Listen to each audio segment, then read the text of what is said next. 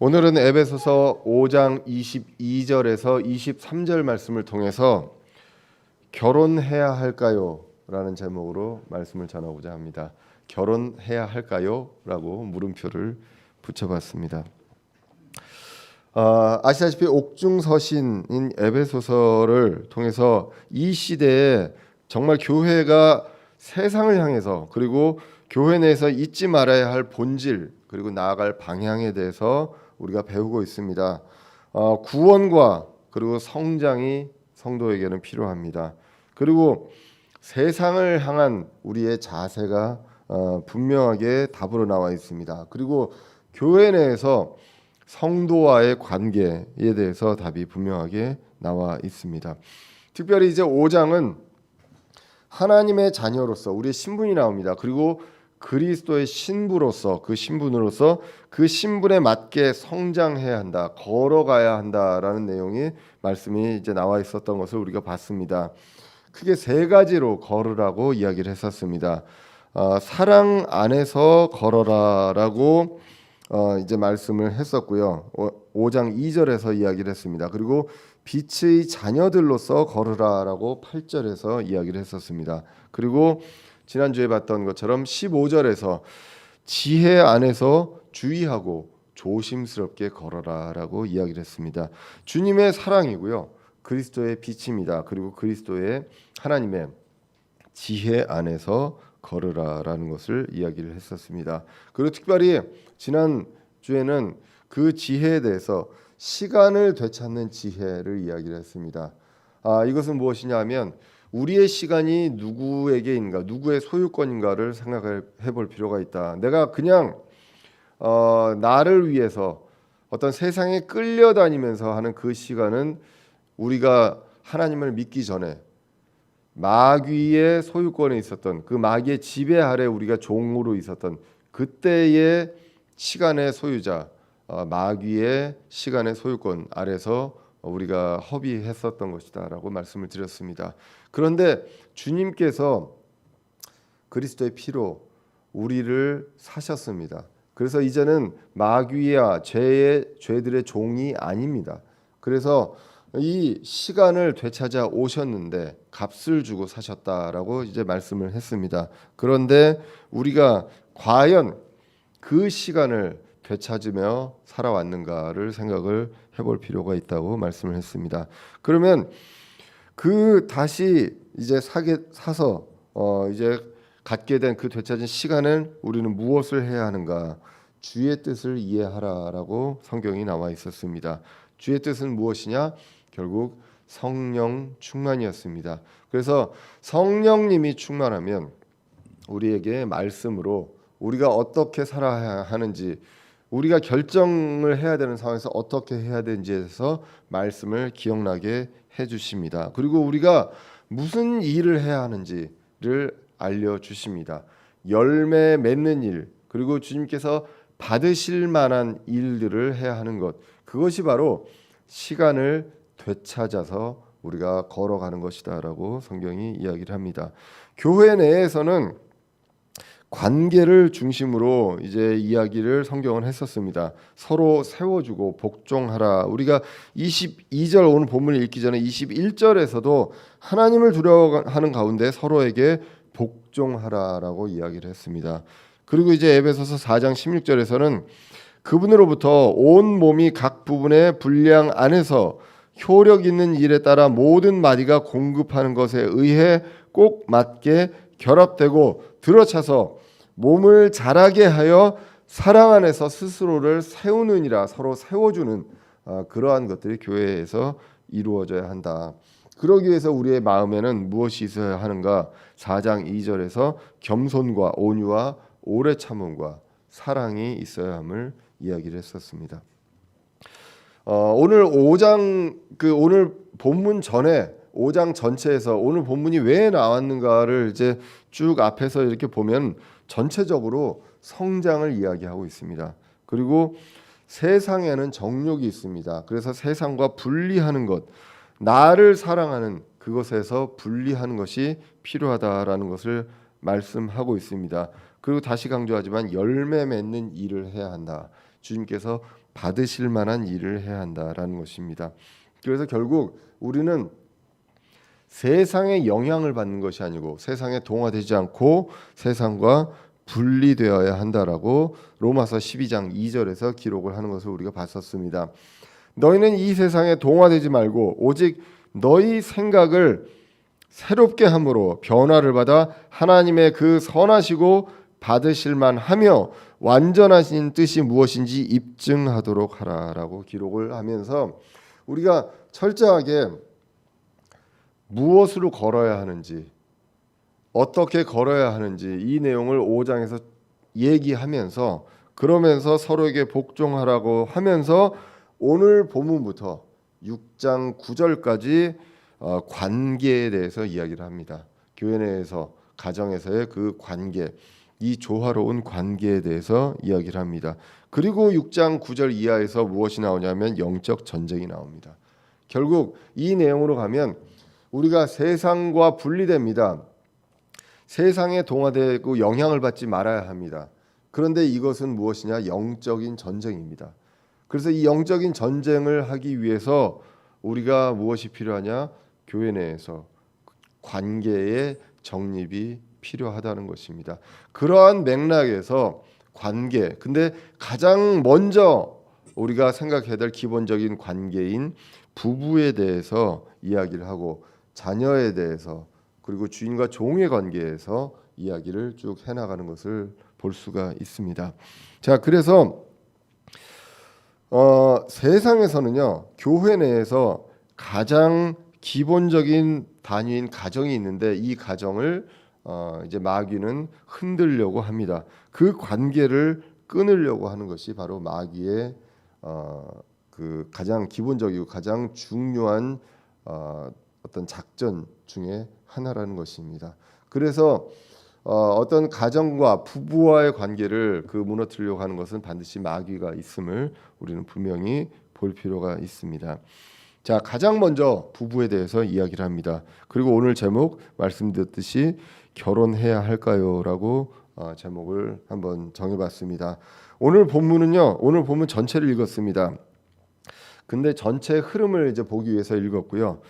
결혼에 대한 주제를 한번 살펴보려고 합니다.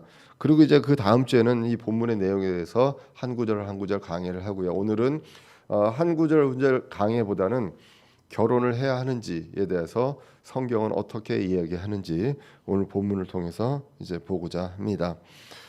제가 이것을 위해서 통계청의 자료를 좀 봤습니다. 통계청은 정말로 우리가 이런 것까지 조사했나 싶을 정도의 자료들이 매년 통계로 이제 나와 있습니다. 그래서 이 통계청의 자료는 어떤 통계에 대한 지식을 갖고 조금 볼 필요가 있습니다. 통계의 자료를 가지고 본인이 의도한 대로 이렇게 바꾸면 이런 결과가 나올 수 있고요. 저렇게 바꾸면 이런 결과가 나올 수 있기 때문에 저 같은 경우는 요즘에 신문에서 통계 자료를 이용을 하면 반드시 통계청을 찾아봅니다. 왜냐하면 기자의 의도에 따라서 얼마든지 다른 결과가 나올 수가 있거든요. 그래서 저는 이제 통계청의 자료를 가지고 오늘 본문과 같이 필요한 혼인율을 한번 알아봤습니다. 혼인율이 이제 지표로 어떤 용어로 사용되어 있냐면 조혼율이라는 것으로 전 세계적으로 공통된 지표로 사용을 합니다. 이 조혼율이라는 것은 인구 1000명당 결혼율을 이야기를 합니다. 그래서 1000명당 이제 몇 프로가 이제 결혼을 하느냐라는 건데 이 1000명은 그냥 전체 인구입니다. 그 결혼 정년기가 아니라 그냥 전체 인구로 하는데 왜 이 내용을 이 어떤 기준을 따르냐면 전 세계 다른 세계하고도 이제 그 다른 나라하고도 비교를 해야 되려면 같은 지표를 사용해야 하기 때문입니다. 그런데 이제 작년 통계까지 나와 있는데요. 작년 통계는 4.7%입니다. 이거 이렇게 얘기하면 이게 높은지 낮은지 참 알기 어렵습니다. 1000명당 4.7%가 이제 그 조혼율 결혼을 한다라는 것으로 나와 있습니다. 그런데 이걸 비교를 해보면 1980년대를 보면 1980년대가 한 10% 내외였습니다. 매년. 그러면 그걸로 봤을 때 지금 반 이하로 이제 떨어진 거죠. 출산율도 같이 낮아집니다. 그래서 출산 합계율이 이제 우리나라는 1 이하로 내려갔습니다. 이거는 이제 OECD 가입국이 한 35개국 정도 되는데요. 그 중에 최저입니다. 출산율이 낮아지고 있고 이제는 30만 명대로 이제 그 진입을 했습니다. 그래서 결혼율이 조혼율이 낮아지면 출산율도 같이 이제 낮아지는데 우리나라는 출산율이 더 낮아지고 있습니다. 다른 나라에 비해서 혼인 연령도 늦어집니다. 점점. 그래서 남자는 지금 30대 초반 그리고 여자는 20대 후반 정도 되는데 그게 이제 매년 조금씩 더 늦어지고 있어요. 그래서 이런 추세로 가면 이제 얼마 안 있어서는 이제 30대 중반이 가장 많이 결혼하는 나이가 될 수도 있습니다. 그런데 이제 전체적으로 다른 나라와 비교를 했을 때는요, 우리나라 조혼율은 유럽에 비해서 낮지는 않습니다. 유럽은 더 낮아요. 거의 1% 이상 더 낮습니다. 그리고 유럽은 이미 그 전체적인 추세가 이미 결혼을 안 하고 그냥 동거만 하는 거예요. 그러니까 결혼을 함으로 인해서 여러 가지 그 부담, 국가적인 부담 이런 것들이 있기 때문에 그 안 하고 뭐 그렇게 이제 보통 이제 해석을 하게 됩니다. 통계청에서 이제 블로그도 운영을 하는데요. 2017년도에 이제 그 설문조사를 의뢰를 하게 됩니다. 트렌드 모니터라는 회사에 설문조사를 의뢰를 했는데 우리나라에서 이제 연령대별로 10대부터 한 30대까지 결혼해야 하느냐라는 것들을 이제 물어보게 됩니다. 그래서 결혼해야 한다는 비율이 그 연령대에서 약간 뭐 이제 10살로 딱딱 끊었거든요. 예, 그랬을 때 연령별로 한 35%에서 45% 정도 사이가 이제 결혼을 해야 한다라는 거에 이제 응답을 했고요. 필요 없다는 비율이 한 8.5% 정도 되는 것으로 이제 나와 있습니다. 그리고 나머지는 할 수도 있고 안 할 수도 있다라는 거예요. 그래서 결혼을 해야 한다라는 게 한 40% 내외 정도가 이제 그렇게 생각한다라고 이제 보시면 되겠습니다.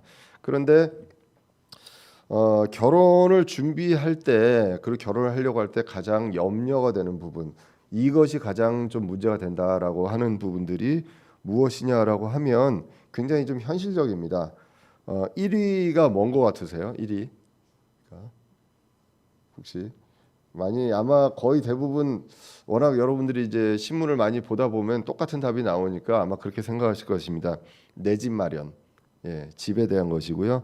그리고 2위가 결혼 자금입니다. 그리고 3위가 임신 육아, 그리고 4위가 합가할 것인가 분가할 것인가 부모님과 같이 살 것인가 따로 살 것인가 그거까지가 한 4위 정도 됩니다. 그래서 이제 이런 것들을 보고 보통 사회에다 책임을 돌리게 됩니다. 언론들은 보통 지금 우리가 이만큼 살기가 안 좋다, 경제도 안 좋고 집값도 비싸고 막 이렇다고 이야기를 합니다. 예, 그래서 혼인율, 조혼율이 낮아지고 있다라고 이야기를 하고 있는데 그러면 이제 통계적으로 비교를 해보면요. 그러면 유럽은 우리보다 좋아야죠. 여러 가지 면에서요. 유럽은 결혼하고 아기를 낳으면 엄청난 지원이 일어나고 있습니다. 그런데 조혼율은 우리가 유럽보다 더 높습니다. 그러니까 이게 그냥 국내에서 뭐 이유를 찾으려고 뭘 하면은 어떤 국내 지표를 가지고 찾을 수 있지만 그러나 다른 나라하고 비교를 해보면 꼭 그렇지 않다. 선진국일수록 조혼율이 낮아지고 있습니다. 그러니까 복지가 좋아져도 조혼율이 낮아집니다. 그러니까 이런 것들이 어떤 누구를 공격하고 뭘 하기 위해서 하는 그러한 것들보다도 우리가 냉정하게 이제 그런 지표들을 좀 볼 필요가 있습니다. 그러면 우리는 하나님을 믿는 사람으로서 우리는 이 원인을 뭘로 어디에 책임이 있냐로 봐야 하느냐에 대해서 분명히 뭔가 원인이 있기 때문에 이런 일이 일어나겠죠. 분명히 혼인율이 낮아지는 것은 이유가 있기 때문에 낮아질 것입니다. 그런데 그 이유가 과연 무엇이냐라고 봤을 때 결국은 교회의 책임이다라고 볼 수밖에 없다는 것입니다. 교회에서도요, 결혼에 대해서 세상적인 흐름으로 세상의 어떤 영향을 받아서 생각을 합니다. 교회에 있는 청년들도요. 그리고 뭐 이건 제 생각뿐만 아니라 그러니까 이름은 밝힐 수 없는데 결혼문화 선교회가 있더라고요. 거기 대표인 어떤 목사님도 이런 이야기를 합니다. 한국 교회가 이성교제라든가 결혼에 대해서 굉장히 무관심하다. 그리고 혼자 사는 그리고 뭐 이런 분에 대해서도 뭐 어떤 교육 프로그램이나 어떤 교제에 대한 프로그램 뭐 이런 것들을 만듭니다. 혼자 살면 그리고 독신으로 가고 싶어하는 사람들이 있다면 그 사람에 대해서 성경적인 교리로 답을 주기보다 그 사람들이 많이 올 수 있도록 하는 쪽으로 방향이 그러니까 결국은 세상의 추세에 교회가 맞춰가는 그런 식으로 되어가고 있다는 것입니다. 성경은 그렇게 이야기하고 있지 않기 때문에 결국은 이것이 뭐 누구의 책임이냐? 결국은 교회의 책임이라는 것입니다. 유럽 같은 경우도 교회가 이미 무너진 지 오래됐죠. 그러니까 교회의 어떤 쇠퇴와 함께 여러 가지 다양한 현상들이 일어나게 된다는 것입니다. 다른 곳에서 찾을 것이 아니라 교회와 기독교 문화, 기독교 세계관 이것에 대해서 우리가 볼 필요가 있다는 것입니다. 오늘 본문이요 부부에 대해서 나왔습니다. 교회에 대해서 그리고 세상과 분리되고 성장해야 한다는 내용들을 이야기하면서 부부에 대해서 이야기를 하고 있는데요.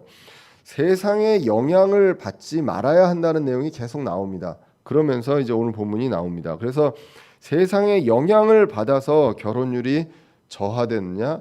그렇지 않다. 이것은 이제 교회의 책임이다라는 것. 이것을 우리가 기억하면서 오늘 본문을 보게 됩니다. 오늘 본문에 보면 부부를 이야기하면서 부부의 관계에 대해서 남편이 아내에게 어떻게 해야 되고 아내가 남편에게 어떻게 해야 되는지를 이야기하면서 성경에서 뭐라고 얘기하냐면요. 5장 32절에 교회와 그리스도와 교회에 대하여 말하노라라고 이야기를 합니다. 일단 부부에 대해서 이야기하면서 이 부부가 어떻게 이루어지는지에 대해서 31절에서 기록을 하고 있거든요. 31절은 이제 창세기 2장에서도 나와 있던 내용입니다. 아버지와 어머니를 떠나서 남자가 아버지와 어머니를 떠나서 자기 아내와 결합하여 둘이 한 육체가 되는 것이 결혼이다라고 이야기를 하고 이것이 큰 신비다라고 이야기를 하면서 그런데 그러나라고 나오면서 내가 그리스도와 교회에 대하여 말하노라라고 이야기를 합니다. 부부에 대해서 이야기하면서 그리스도와 교회. 그러니까 철저하게 에베소서는요. 교회에 대해서 이야기를 합니다. 그리고 그리스도에 대해서 이야기합니다. 세상을 향해서 교회가 어떻게 해야 하는지 그리고 성도들 이 교회 내에서 어떻게 해야 되는지 이 교회 중심으로 이야기를 하면서 그 안에 구성원인 가장 기본적인 구성원인 부부에 대해서 이야기를 하고 있습니다. 그래서 성경에서 결혼을 해야 하는 이유에 대해서 한번 여러 가지 이유를 성경에서 이야기하겠지만 오늘 본문을 보면서 이야기를 하고자 합니다. 결혼을 해야 하는 이유 첫 번째는 주님의 명령입니다.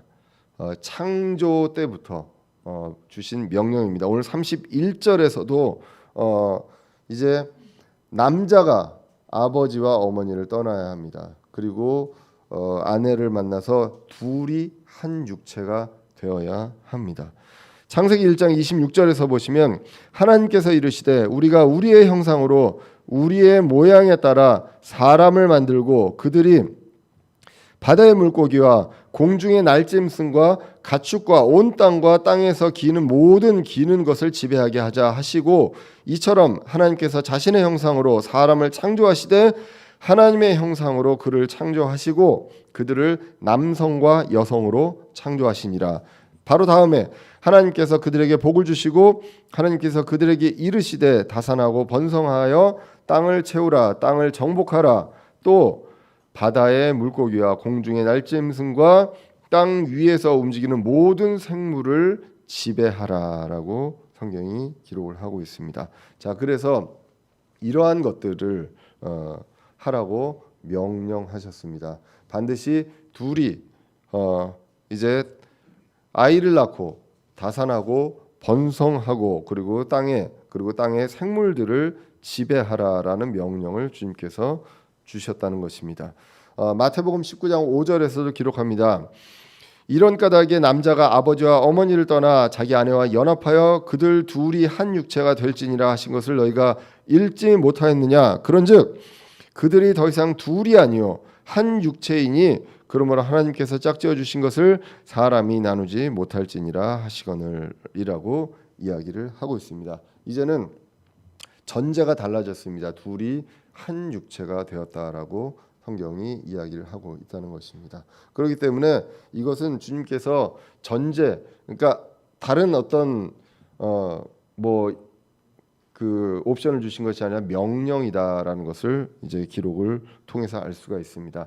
물론 성경에서 결혼을 안 한 사람들도 있습니다. 하나님의 사람들 중에, 그리고 하나님의 사역을 하면서 홀로 독신으로 있었던 사람이 있습니다. 그러면 이것은 무엇이냐라고 이야기할 수도 있겠지만 하나님의 정답은 분명하게 나와 있습니다. 두 사람이 남자와 여자입니다. 남자와 남자도 아니고 여자와 여자도 아니고요. 남자와 여자 그리고 둘이서 한 육체가 되는 것입니다. 남자 한 사람과 여자 여러 명도 아닙니다. 그렇기 때문에 솔로몬이 하나님의 사람임에도 불구하고 결혼에 대해서는 하나님의 뜻대로 한 것은 아니다라는 것입니다. 그렇다고 솔로몬이 구원을 못 받았느냐? 그것은 아닙니다. 성경은 원칙을 이야기하고 있습니다. 그 원칙에 따르는 것이 도리입니다. 그런데 여러 가지 이유 때문에 따르지 못하는 경우 분명히 있을 수 있습니다. 그런데 그것을 정당화할 필요는 없다는 것입니다. 성경에서는 답을 이야기하고 있고 그 답은 내가 어떻게 했던 간에 그리고 내가 그것을 하건 못하건 간에 상관없이 성경에는 정답은 분명하게 시대를 초월해서 있다는 것을 알 수가 있습니다. 그래서 이것은 하나님의 명령입니다. 둘이 한 육체가 되는 것, 이것은 하나님의 명령이요 원칙입니다. 두 번째로 결혼을 해야 하는 이유는 그리스도와 교회의 관계를 이해하기 위해서입니다. 우리는 하나님의 교회입니다. 그럼 교회가 무엇을 알아야 합니까? 예수 그리스도를 알고 예수 그리스도와 교회와의 관계를 분명하게 알아야 하는데 이 부부의 관계를 통해서 알 수 있다라고 성경이 기록을 하고 있습니다. 부부의 관계를 말씀하시면서 이것은 신비라고 이야기를 했습니다. 둘이 하나가 되는 건 신비입니다. 이 신비라는 뜻은 무엇이냐? 보통 사람들이 이해하기 어려운데 설명을 해주고 가르쳤을 때 그것을 이해할 수 있는 것이 바로 신비다라고 이제 말씀을 드렸습니다. 자, 그래서 한 육체가 됩니다. 그런데 단순히 이것이 부부만의 의미가 아니라 그리스도와 교회에 대한 것이다라고 오늘 32절에서 이야기를 하고 있습니다. 이것이 신비인데 그 신비 그 자체로 이제 끝나는 것이 아니라 그리스도와 교회에 대해서 이야기를 하고 있다라고 성경이 기록을 하고 있습니다. 그래서 그 전 구절에 보시면 결혼을 통해서 그리스도의 사랑을 알 수 있습니다. 남편이 그리스도처럼 그리스도가 교회에게 했던 것처럼 사랑을 해야 합니다. 그렇기 때문에 그리스도와 교회와의 관계에서 그리스도의 사랑을 할 수가 있고 또 결혼을 통해서 교회가 그리스도에게 어떻게 해야 하는지를 알 수가 있습니다. 교회는 그리스도에게 순종해야 합니다. 그렇기 때문에 교회는 입법의 기관이 아니라 순종하는 공동체다라고 이야기를 할 수가 있습니다. 우리가 시대에 따라서 어떤 법을 만들어서 원칙을 만들어서 하는 것이 교회가 아니라는 것입니다. 그 교회에게는 그런 권한이 없습니다. 그리스도에게 순종하는 것이 바로 교회다라는 것. 그래서 그리고 이 교회와 그리스도 절대 끊어질 수 없는 관계입니다. 교회를 그리스도가 십자가에서 달리심으로 인해서 교회를 탄생시키셨습니다. 그래서 이 교회와 그리스도의 관계는 영원히 끊어지지 않는 그런 관계임을 성경에서 이야기를 하고 있습니다. 이 부부와의 관계를 통해서 남편이 아내에게 하는 것, 아내가 남편에게 하는 것을 통해서 교회와 그리스도와의 관계를 이해할 수 있다라고 오늘 성경이 이야기를 하고 있습니다. 그리고 이제 세 번째로 그리스도의 사역을 이해할 수 있습니다. 예수 그리스도가 무엇을 하셨는지 교회를 위해서 무엇을 하셨는지를 기억할 수 있습니다. 결혼이라는 것은 우리가 창세기부터 나와 있는 것입니다. 아담과 이브부터 나와 있습니다. 인류가 쭉 지나간 다음에 어느 순간부터 결혼을 한 것이 아니라 하나님께서 사람을 만드시고부터 결혼은 이제 그 진행되어 왔었습니다. 근데 그 과정에서 그 여자를 만드는 그러한 과정 만드시는 그 과정을 창세기 2장 21절에서는 이렇게 기록합니다. 주 하나님께서 아담을 깊은 잠에 빠지게 하시니 그가 잠들매 그분께서 그의 갈비뼈 중에 하나를 취하시고 그것 대신 살로 채우시며 주 하나님께서 남자에게 취한 그 갈비뼈로 여자를 만드시고 그녀를 남자에게 데려오시니 아담이 이르되 이는 이제 내 뼈 중에 뼈요 내 살 중에 살이라 그녀를 남자에게서 취하였으니 여자라 부르리라라고 말씀을 하게 됩니다. 그래서 남자가 man이고 여자가 woman 이렇게 얘기를 하죠. 그래서 WO가 from 어디로부터라는 뜻이 있다는 것을 이제 말씀을 드린 적이 있습니다. 자, 여기서도 보면 아담이 잠이 듭니다. 그래서 이것이 이제 예수 그리스도가 교회를 탄생시키는 그것과 연결시켜서 이제 성경학자들은 이야기를 합니다. 아담이 이브를 얻기 위해서 잠시 죽음과 같은 그러한 시간을 보냈다라고 합니다.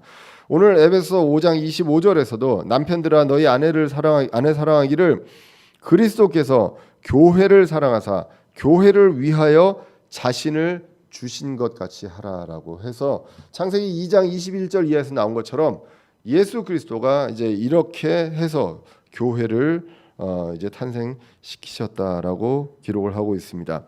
자, 그래서 그리스도가 교회를 위해서 자신을 주신 것 같이 남편이 아내를 사랑함으로써 이러한 것들이 그리스도와 교회의 관계를 이제 볼 수 있게 됩니다. 그리고 이제 네 번째로 영적 전쟁에서 승리하기 위함이라고 이야기를 합니다. 아까도 말씀드렸지만 이제 에베소서 6장 11절 이하에서 사람의 관계를 이야기하면서 관계의 어떤 그 단위를 점점 넓혀가면서 이 교회 내에서 이제 관계를 이야기하면서 그러면서 이제 영적 전쟁을 이야기합니다. 그래서 성경에서 가장 먼저 인간의 집단인 그 단위 그것을 정한 것이 바로 가정인데 이 부부 다산과 번성하고 세상을 지배하라고 이야기를 했었습니다. 그래서 세상에게 동화되는 것이 아니라 지배하라고 이야기를 합니다. 그래서 영적인 전쟁에서요 가장 기본적인 단위가 바로 가정인데 이 가정의 관계를 먼저 정립을 하게 됩니다.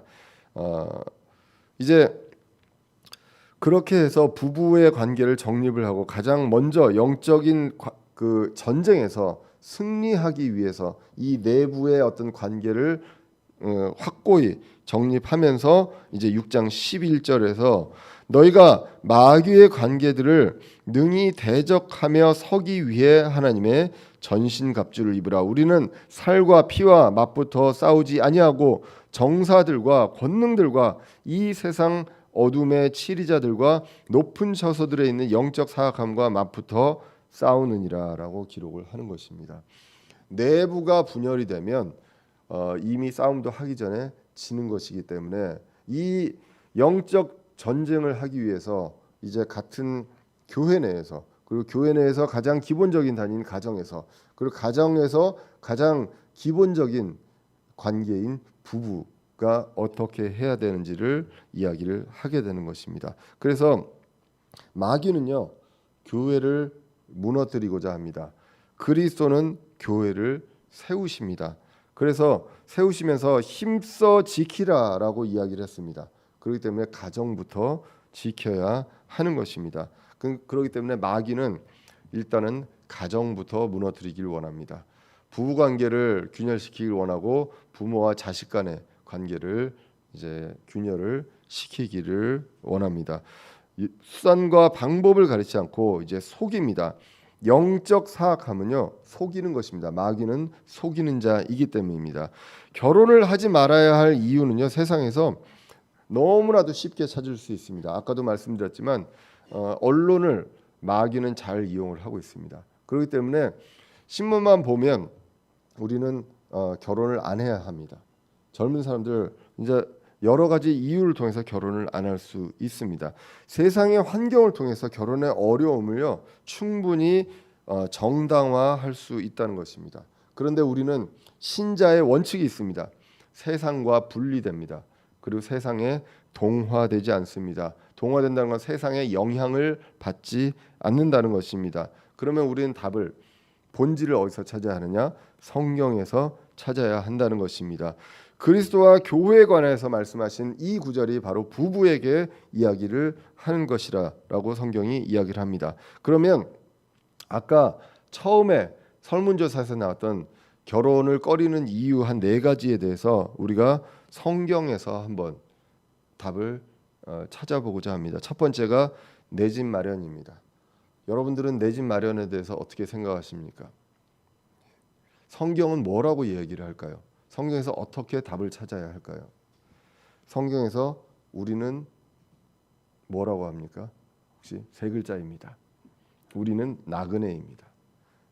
나그네라는 것입니다. 그래서 세상을 우리는 여기서 거쳐가는 것이지 여기서 영원히 사는 그러한 존재가 아니고 우리의 집은 어디에 있습니까? 예, 하나님 하늘에 있습니다. 셋째 하늘에 있고 그리고 이제는 예수님 다시 오시고 그리고 새 하늘과 새 땅이 열릴 때 새 예루살렘에 우리의 처소가 있습니다. 성경은 맨션이라고 기록을 한다고 이제 말씀을 드렸습니다. 히브리서 11장에 보면 믿음의 조상들이 있습니다. 그들에 대해서 이야기하면서 히브리서 11장 13절에 이들은 다 믿음 안에서 죽었으며 약속하신 것들을 받지 못하였으되 멀리서 그것들을 보고 확신하며 끌어안았고 또 땅에서는 자기들이 나그네요 순례자라고 고백하였으니 그런 것들을 말하는 자들은 자기들이 본향을 찾고 있음을 분명히 나타내느니라라고 기록을 하고 있습니다. 어차피 거쳐가야 할 세상입니다. 그냥 거쳐서 우리가 나그네처럼 여기 있다가 잠시 있다가 가는 그러한 세상입니다. 저도 지금 경기도에 집이 있습니다. 그런데 저희 집의 한 70% 정도는 은행 집입니다. 그래서 저기 화장실과 저희 아들내미 방 정도까지가 저희 집이고 나머지는 은행 집입니다. 평생을 그렇게 해서 갚고 가는 것이다라는 것입니다. 그런데 많이들 집에 대해서 이야기를 합니다. 요즘에는 언론들이 여러 가지 이야기도 참 많이 만듭니다. 영끌이라고 하죠. 영끌. 영혼까지 끌어모아서 집을 사야 한다. 지금 집을 사지 못하면 집을 영원히 못 산다라고 이야기를 합니다. 영원히 못 사면 안 됩니까? 그리고 그 집이 의미하는 것이 무엇인지 정말로 하나님께서 명령하신 결혼보다도 집을 사는 것이 더 중요한 것인지 우리가 성경을 통해서 정말로 세상에 동화되지 않고 봐야 할 필요가 있다는 것입니다. 베드로전서 2장 11절에서는 극진히 사랑하는 자들아 나그네와 순례자인 너희에게 간청하노니 혼을 대적하여 싸우는 육체의 정욕들을 삼가라. 이방인들 가운데서 너희 행실을 정직하게 하라.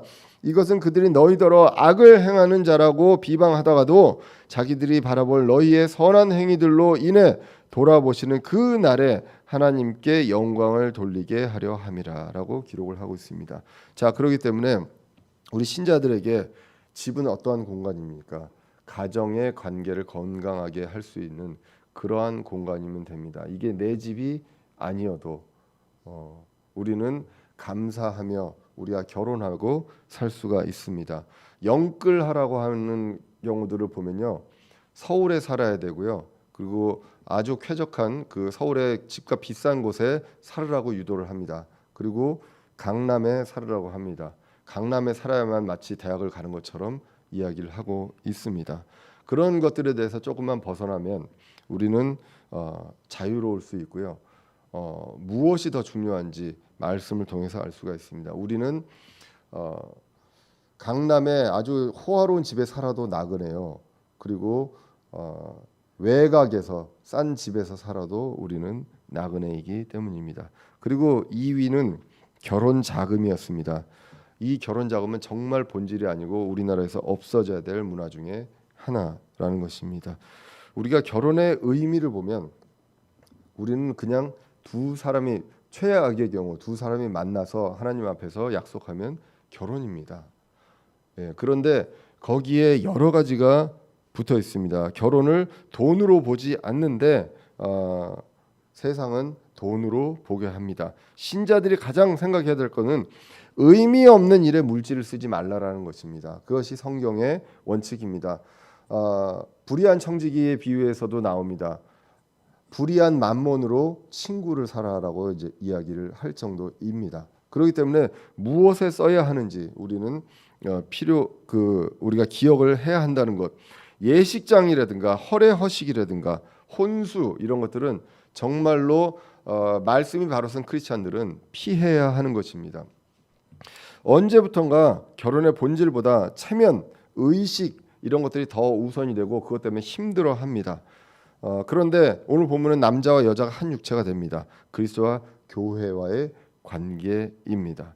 건강한 교회는요, 건강한 가정을 이루고 영적인 전쟁에서 이제 승리하게 됩니다. 이 가정을 이루는데 돈이 필요하고 결혼이 필요한 것이 아니라 결혼 자금이 필요한 것이 아니라 말씀 안에서 성장하는 그러한 기본적인 단위로 건강하게 이루어져야 한다는 것입니다.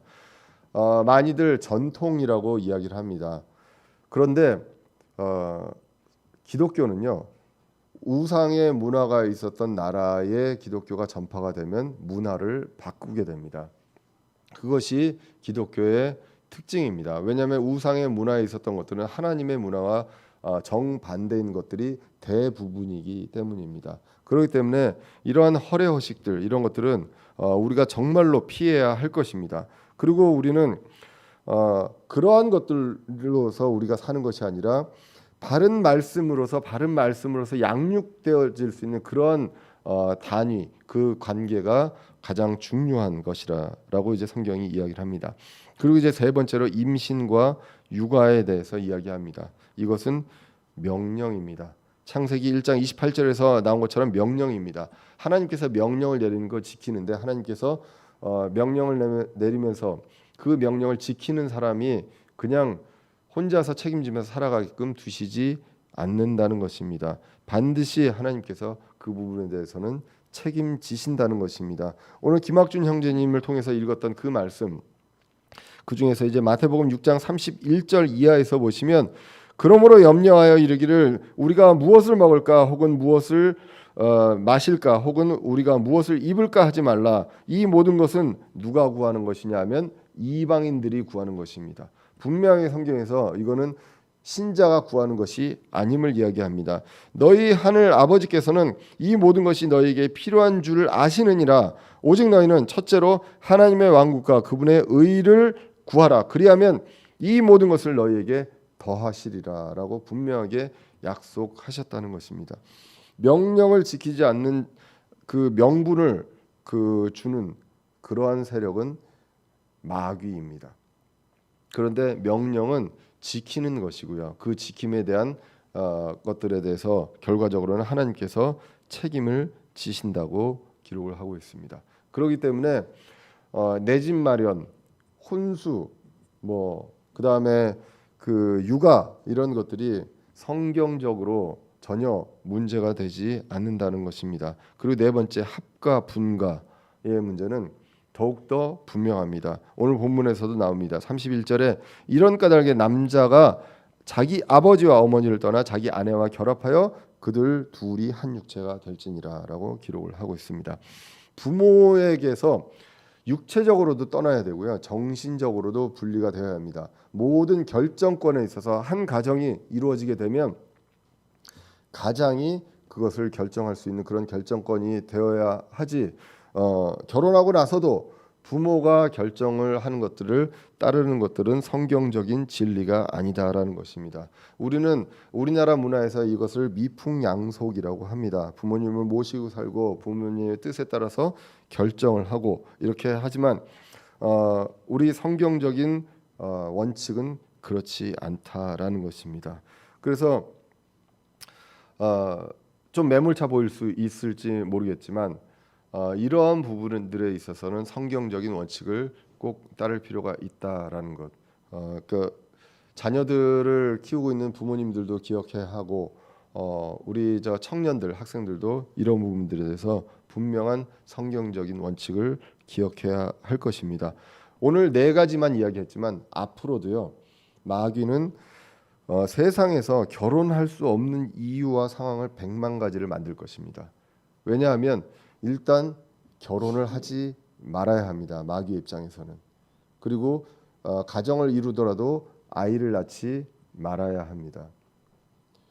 그렇게 하면 교회는 자연스럽게 무너질 수 있기 때문입니다. 그래서 세상은 앞으로 그렇게 갈 것입니다. 세상은 더욱더 암울하게 결혼하지 못하게끔 그렇게 만들 것이라는 것. 그래서 하나님께서 창조부터 보여주신 그런 본질을 흔들려고 할 것입니다. 그런데 한번 여러분들 보실 필요가 있습니다. 예수님께서 언제 교회를 위해서 세상에 오셨는가를 볼 필요가 있습니다. 잘 살고 있고 유대인들이 정말 행복하고 감사가 넘칠 때 예수님이 오셨는지, 정말로 어려운 상황에 나라도 없고 성경에 대한 그 말씀에 대한 기록들도 몇백 년간 침묵하고 있었을 때 오셨는지, 그것들을 우리가 기억을 할 필요가 있습니다.